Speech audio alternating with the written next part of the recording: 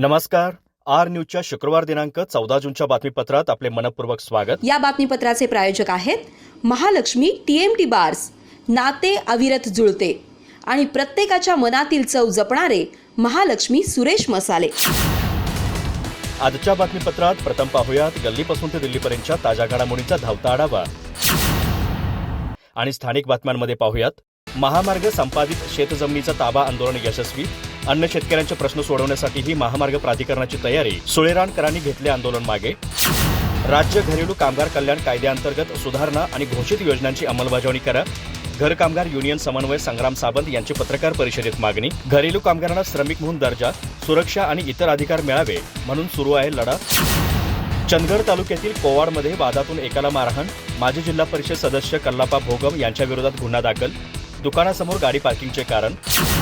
पेरनोली हायस्कूलच्या 2004-05च्या 10वीच्या माजी विद्यार्थ्यांचे गेट टुगेदर ठरले संस्मरणीय.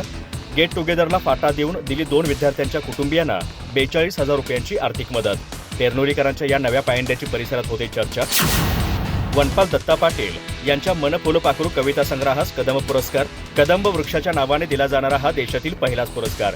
दैनिक पुढारीचे संपादक श्रीराम पचिंद्रे यांच्या हस्ते झाले पुरस्कार वितरण.